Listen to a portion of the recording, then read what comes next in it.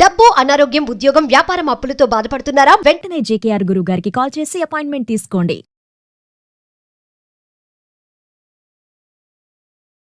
నమస్తే, welcome to Suman TV. ప్రస్తుతం మనతో పాటు స్టూడియోలో కేరళ జ్యోతిష శాస్త్ర నిపుణులు, law of attraction coach, money coach and life skills coach అయిన బ్రహ్మశ్రీ డాక్టర్ జేకేఆర్ గురువు గారు ఉన్నారు.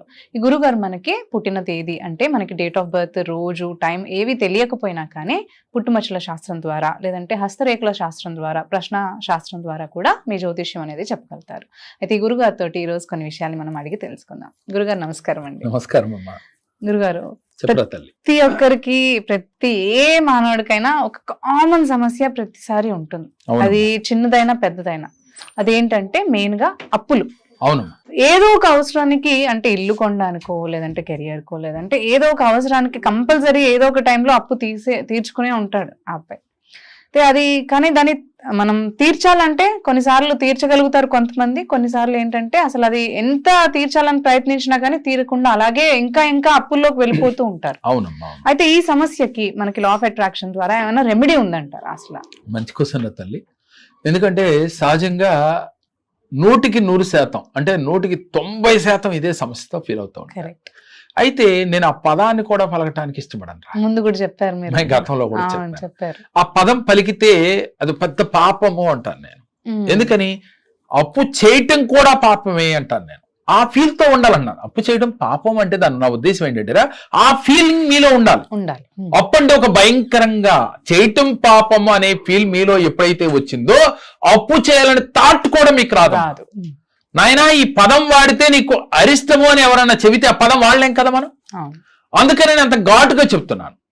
అప్పులు జరిగిపోయినని బాధపడే కన్నా జీవితంలో ఇంకా చేయకూడదు, చేయకుండా ఉండాలి అంటే ఏం చేయాలో ఇప్పుడు ఈ వీడియోలో మనం చెప్పబోతున్నాం. మనిషి అప్పులు కారణం ఏంటో తెలుసమ్మా? తనకు వచ్చిన దాంట్లో సరిపెట్టుకోకుండా ఎక్కువగా ఖర్చు చేయటం. 2 అనవసరపు ఖర్చులు పూర్వజన్మ కర్మల చేత మనకి వచ్చి మన అప్పు చేసేటట్టు చేయటం అప్పులు రావడానికి కారణం. 2వది, ఇవాళ సాఫ్ట్వేర్ ఉద్యోగాలు ఉన్నాయి, వాళ్ళకి 1 లక్ష, 2 లక్షలు, 3 లక్షల జీతం వస్తుంది. కానీ గొప్పకి పోయి వాళ్ళు ఎక్కువగా ఖర్చు పెట్టడం, రిచ్గా జీవితాన్ని జీవించడం, దానివల్ల లోన్లు ఎక్కువ తీసుకోవటం, ఈఎంఐలు కట్టడం, దానివల్ల వడ్డీల రూపంలో కొంత డబ్బు అంతా పోవటం, నెల చివరిలోకి వచ్చేసరికి బ్యాలెన్స్ చూసుకుంటే నిల్ బ్యాలెన్స్ లో ఉండటం, దానివల్ల ఒత్తిడికి గురవటం, ఆ క్షణాన జీవితం అంటే విరక్తి కలగటం. వాళ్ళు ఎన్ని చూస్తున్నావురా? టీవీ పెడితే చాలు ఏదో లోన్ తీసుకున్నాడంట, కట్టలేక ప్రాణం తీసుకున్నా. అది వినటానికి ఎంత బాధాకరంగా ఉందమ్మా. ఆ పదమే చాలా బాధగా ఉంది కదా. అందుకే నేను ప్రేక్షకులకి చెప్పేది ఏంటంటే అసలు అప్పు చేయటమే ఒక మహాపాపంగా ఫీల్ అవ్వండి. తప్పనిసరి పరిస్థితుల్లో చెయ్యాలమ్మా. అంటే జీవితం నడవాలి అంటే ఇప్పుడు నాకంటే అన్ని ఉన్నాయి కాబట్టి ఆ పదం నేను చెప్పినా సరిపోతుంది. మరి మిడిల్ క్లాస్ లో ఉన్న వాళ్ళకి అప్పు చేయకుండా జరగదు. చెయ్యాలి, నేను కాదంటలేదు. కానీ మీ భావన ఎంతసేపు కూడా రేపు కూడా అవసరమైతే అప్పిచ్చేవాడు ఉన్నాళ్ళు అక్కడ దొరుకుతుందిలే అనే భావన తీసేయాలి. నేను ఇక అప్పు చేయకూడదు, లక్ష్మీదేవి నన్ను ఆకర్షిస్తుంది, ధనాన్ని నేను ఆకర్షిస్తాను, ఎప్పుడు డబ్బు నాతోనే ఉంటుంది అని భావన ఉండాలి. ఈ భావనతో పాటుగా డబ్బు పట్ల మీకు కృతజ్ఞత కలిగి ఉండాలి. ఏ జన్మలో ఏ పాపం చేశామో అంటే ఏ కర్మ చేశామో దానివల్ల మనకి లక్ష్మీదేవి రావటం లేదు, కొంతమందికి వచ్చినా నిలవటం లేదు, మరికొంతమందికి తెలియకుండా డబ్బు అనేది అనవసరపు ఖర్చులు అయిపోతా ఎప్పుడూ అప్పుల ఊబిలో ఉండిపోతున్నారు. ఈ సత్యం గ్రహించి అప్పు పట్ల మీకు ప్రేమని పెంచుకోవాలి. ఎప్పుడైతే చూడమ్మా, ఇంటికి వచ్చిన గెస్ట్ ని ప్రేమగా పలకరిస్తే ఆ గెస్ట్ ఇంకొక కాసేపు 1 గంట అయినా కూర్చుంటాడు. వచ్చినోడితో మాట్లాడకుండా కూర్చున్నాం అనుకోరా, మొహం సీరియస్ గా పెట్టి కూర్చున్నాం, అప్పుడు ఆ గెస్ట్ ఎంతసేపు ఉంటాడమ్మా? 1-2 seconds లో చూసి వెళ్ళిపోతాడు. ఇంకోసారి రాను కూడా రాడు. అట్లాగే డబ్బును మనం ఎప్పుడైతే గౌరవిస్తూ, ప్రేమిస్తూ, ఒక రకంగా లాలిస్తూ, ప్రేమగా గుండెలు కత్తుకుని మీరు ఉంటారో ధనలక్ష్మి మన ఇంట త్రిష్ట వేసుకొని కూర్చుంటుందమ్మా. ప్రేమ ఉన్న చోట మనుషులే కాదురా, జంతువులే కాదమ్మా, డబ్బు కూడా కట్టుబడి ఉంటుంది. నీలో ఆ ప్రేమతత్వం నిండిన నాడు, పరులని నువ్వు దూషించని నాడు, ఎప్పుడైతే ఎదుటి వారిపైన ఈర్ష పడని నాడు, ఎదుటి వ్యక్తి పైన నీకు ద్వేషం లేని నాడు, డబ్బు మీ ఇంట త్రిష్ట వేసుకుని కూర్చుంటుంది, వాలలాడుతూ ఉంటుంది. బీరువా తీస్తే డబ్బులు కట్టలు కనపడాలి అంటే మీరు చేస్తున్న వృత్తి ఉద్యోగాలలో మీరు ఊహించిన ధనం రావాలి అంటే ముందు మీకు ప్రేమతత్వం రావాలి, గౌరవించటం రావాలి. మీ పితృదేవతల్ని ప్రతినిత్యము గౌరవిస్తూ ఉండాలి. ఏ ఇంట్లో అయితే పితృదేవతల్ని గౌరవించారో మీ జీవితంలో ఆర్థికంగా ఎదగలేరు, మనశ్శాంతి ఉండదు. ఈ అప్పులు రావటానికి గల కారణం ఇది.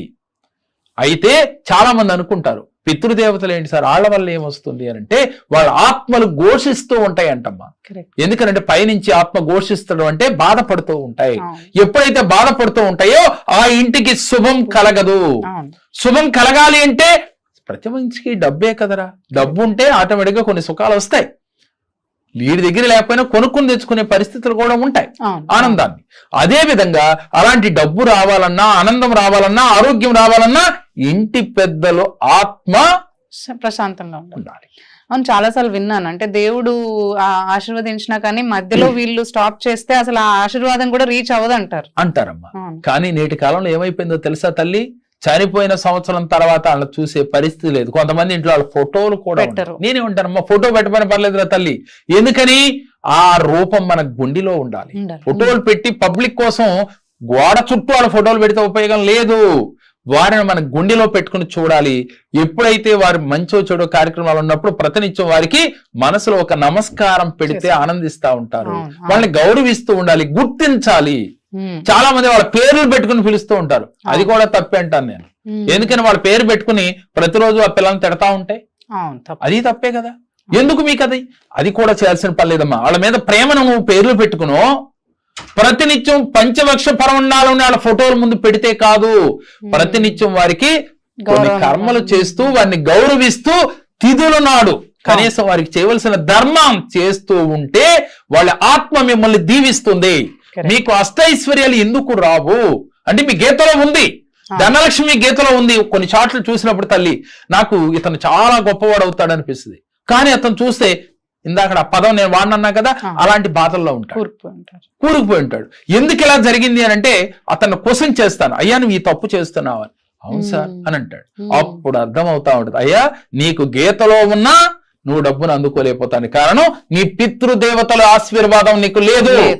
కాబట్టి మీ పితృదేవతల యొక్క ఆశీర్వాదం నీకు కావాలి అంటే ఇప్పుడుకైనా నువ్వు తెలుసుకో, మారితే నువ్వు ఈ ఊబిలోంచి బయటపడగలుగుతావు. డబ్బు నిలబడుతుంది. నీకు డబ్బు, సంపద, ఆరోగ్యం, ఆనందం కావాలి అంటే నువ్వు ఎప్పుడూ ఆనందంగా ఉండాలంటే చనిపోయిన పితృదేవతలు ఆనందంగా ఉండాలి. మరి మన పెద్దలు చెప్తారు, సంక్రాంతి పండుగ వచ్చినప్పుడు, ఉగాది పండుగ వచ్చినప్పుడు లేదు మామిడికాయలు కొత్తగా మనం కొనుక్కోవడం ముందు అలాగ పెట్టి తినటం, ఇవన్నీ మన పెద్దలు చెప్పి సంక్రాంతికి, ఉగాదికి అని వాళ్ళ తిథులప్పుడు పూజారులకి స్వయం పాకం ఇవ్వటం అన్ని చేస్తూ ఉంటారు. ఈ చేస్తాం ఓకేరా తల్లి. మరి కొంతమంది ఇంట్లో ఉన్న తల్లిదండ్రుల్ని వాళ్ళని తీసుకెళ్లి ఎక్కడ పెడుతున్నామమ్మా మనం? వృద్ధాశ్రమంలో పెడతా ఉన్నాం. ఇలా వృద్ధాశ్రమంలో పెట్టడం వల్ల మీకు జయం కాదు. వాళ్ళు బాధపడుతూ వాళ్ళ మనసు నా బిడ్డ ఎక్కడున్నా బాగుండాలని అనుకుంటారు. కానీ వారి అంతర్చేతన మనసు ఏం తెలుస్తుందో తెలుసా? ఎందుకు నన్ను ఇట్లా చేస్తున్నాడు, ఎన్ని బాధలు పడి కన్నాను, పిల్లలు లేరు అంటే ఆ తల్లి ఎన్ని కష్టాలు పడి మనకు అంటుందమ్మా. పెంచడానికి ఎన్ని కష్టాలు పడుతుంది. నువ్వు ఒక తల్లివే, నువ్వు ఎన్నో కష్టాలు పడుతూ ఉండొచ్చు. అది అందరికీ తెలుసమ్మా, నీకే కాదు ప్రతి తల్లికి, ప్రతి మాతకి తెలుసు ఆ కష్టాలు ఏమిటో. కానీ మనం పెద్దవాళ్ళే రెక్కలు వచ్చిన తర్వాత మనం చేసే పనులు ఏమిటి అనేది ఒక్కసారి ఆలోచిస్తే నువ్వు ఎందుకు బ్లాక్ అయిపోతున్నావు, ఎందుకు నీ జీవితంలో ఎదగలేకపోతున్నావు, ఎందుకు నీకు అశాంతితో నీ మనసు నిండిపోయి ఉంటుంది. ఎప్పుడు ఎన్ని సంపాదించినా సుఖం ఉండదు ఒకడికి, డబ్బుండి ఆనందం లేదు ఒకడికి. ఉన్న ఇంట్లో భార్య భర్తలు ఎడమొహం పెడమొహంగా ఉంటారు, ఎప్పుడు ఒకరంటే ఒకడికి పడదు. ఇలాంటి ఏ గొడవలున్నా కారణం పితృదేవతలు శాంతించాలి ఒకటి. రెండవది ఇంట్లో ఫోర్ ఫాదర్స్, మన పెద్దలు అంటే తల్లి తండ్రి వారు జీవించి ఉన్నవారు హ్యాపీగా ఉన్నారా లేదా అని చూసుకోవటం కూడా ఒకటి. అంటే ఇప్పుడు ఈ పెద్దలకి చేయాలి అని అంటే ఏమన్నా రెమెడీస్ ఉన్నాయంటారా? రైట్. ఇప్పుడు మనం ఏం చేయాలంటే అమ్మా, పెద్దల్ని ప్రతినిత్యం కూడా వారిని తలుచుకుని, అంటే వారి కార్యక్రమ తిథుల రోజున ప్రత్యేకించి కొన్ని మహాశివరాత్రి రోజున ఇలాంటి కొన్ని పర్వదినాల్లో వారిని తలుసుకుని వారికి స్వయం పాకం ఇవ్వటం, బ్రాహ్మణులకి వారిని తలుసుకుని తర్పణాలై వదలటం చేయాలి. చేయాలి. చేసి వాడిని గౌరవిస్తూ ఒక్క 10 నిమిషాలు వాళ్ళని తలుసుకుని బ్లెస్సింగ్స్ ఇచ్చినట్టుగా ఫీల్ అవటం అమ్మా. అయ్యా నేను తెలియక చేశాను, తెలిసి కాదు, నేను ధనం ఉన్నది అహంకారంతోనో లేక నాకున్న బిజీ షెడ్యూల్లోనో నేనున్న స్థితి ఇది, అందువల్ల తప్పు జరిగింది, నన్ను క్షమించు అని క్షమాగుణం నీలో వచ్చిన నాడు నీ పితృదేవతలు శాంతిస్తారు. తల్లిదండ్రులకు ఇప్పటి వరకు తప్పు చేసి ఉంటే ఈ క్షణాన మారి వారి పాద పద్మములు పట్టుకొని మీరు కన్నీటితో వారి పాదాలు కడగండి, లేదు వారి చేతులు పట్టుకుని బతిమాలండి, అమ్మా నన్ను క్షమించండి. వాస్తవంగా అంతవరకు అక్కర్లేదమ్మా, వెళ్ళి ప్రేమగా పలకరిస్తేనే వాళ్ళు క్షమించేస్తారు. కానీ నీలో మరి అది రావాలి కదా ప్రేమ, అది బయటికి తీసుకొస్తే నీలో క్షమాగుణం వచ్చినట్టు. ఎప్పుడైతే నీలో కృతజ్ఞత భావం వచ్చిందో నీకు వాళ్ళు బ్లెస్సింగ్స్ వస్తాయమ్మా. బ్లెస్సింగ్స్ వస్తే ఆల్రెడీ దేవుడు ఇస్తానికి సిద్ధంగా ఉన్నాడు, నీ జాతకరీత్యా భగవంతుడు ఇస్తానే ఉన్నాడు, కానీ మీకు మధ్యలో బ్లాక్ అవుతా ఉన్నాయి. ఆ బ్లాకేజ్ రిలీజ్ అయ్యి మీరు అనుకున్న గోల్స్ అనే రీచ్ అవుతారు, అష్టైశ్వర్యాలు పొందగలుగుతారు. దీంతో పాటుగా ప్రతినిత్యం కూడా లక్ష్మీ కుబేరులను ఎక్కువగా ఆరాధించాలి. డబ్బు కావాలంటున్న వాళ్ళు లక్ష్మీనారాయణని ఎక్కువగా ఆరాధిస్తూ ఉండాలి. లక్ష్మీనారాయణ, లక్ష్మీదేవి ఒక్కదాన్ని ఆరాధిస్తే డబ్బు రాదురా తల్లి. లక్ష్మీదేవికి భర్తని ఎవరైతే ఆరాధిస్తారో వారి ఇంట థ్రస్ట వేసుకుని కూర్చుంటుంది. కానీ లక్ష్మీదేవికి నమస్కారం పెట్టమైన పర్లా, వారి భర్తని గౌరవించిన చోట నేనుంటాను అని చెప్తుంది. అది కదా బంధం అంటే, అది కదా ప్రేమ అంటే. భార్యాభర్తల ప్రేమ ఏది మరి వాళ్ళిద్దరి నుంచి నేర్చుకోవాల్సింది ఏదమ్మా మనం, అదే కదా. నేనేమంటానంటే తెలియక తప్పు చేయడం సహజమే, కానీ ఇక నుంచి మారితే భార్య విలువ భర్త విలువ ఒకళ్ళొకళ్ళు తెలుసుకుంటే మీకు ఆనందం, ఐశ్వర్యం, సంపద, ఆరోగ్యం వచ్చి తీరతాయి తల్లి. అలాగే గురుగారు, ధన్యవాదాలండి. నమస్కారం. అన్ని చక్కగా చెప్పారు. అంతేకాకుండా ఇలాంటివన్నీ కూడా మీరు మన క్లాసెస్ లో కూడా చెప్తున్నారు కదా. ఇప్పుడు మనకి 1-to-1 సెషన్స్ కండక్ట్ చేసి లా ఆఫ్ అట్రాక్షన్ గురించి కానీ, లేదంటే జాతక రీత్యా ఏమైనా సమస్యలు ఉన్నా, లేదంటే జ్యోతిష్యం గురించి సమస్యలు ఉన్నా కానీ ఇవన్నీ కూడా మీరు క్లియర్ చేస్తున్నారు.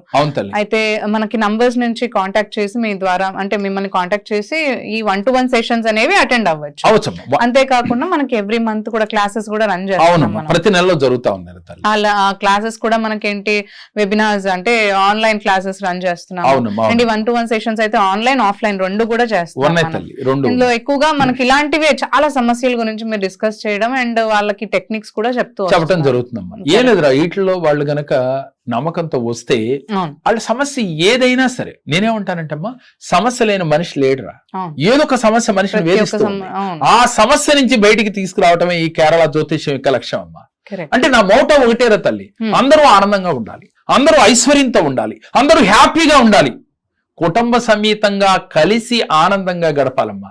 ఇవాళ డబ్బు ఉండటమే కాదురా, డబ్బు కావాలి, డబ్బుతో పాటుగా కుటుంబ సభ్యులు అందరూ ఆనందంగా హ్యాపీగా వర్ధిల్లాలి.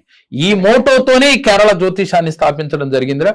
ఎంతో మంది జీవితాల్లో అలాంటి వెలుగులు ఇస్తూ ఉన్నాం, వీడియోలు చూపిస్తూ ఉన్నాం. ధన్యవాదాలు. నమస్కారం అండి. నేను మధురానగర్ నుంచి వచ్చానండి. నా పేరు అరుణ అండి. బాబు గురించి వచ్చానండి. నేను వీసా గురించి వచ్చానండి. 10 మెంబర్స్ ముందు ఉన్నారండి. బాబు కన్నా ముందు అందరు రిజెక్ట్ అయ్యారండి. మా బాబుకి వీసా వచ్చిందండి. సార్ 100% వస్తుందని చెప్పారండి. ఖచ్చితంగా వచ్చిందండి. బాబుకి చాలా ఆనందం వేసిందండి నాకు. మళ్ళీ సెకండ్ టైం కూడా వచ్చానండి ఆర్థిక సమస్య గురించి. అది గవర్నమెంట్ మనీ ఆగిపోయినాయి అని వచ్చాము మా హస్బెండ్ నేను ఇద్దరము. ఖచ్చితంగా సార్ చెప్పినట్టు మాకు వచ్చినాయండి. చాలా ఆనందం వేసిందండి.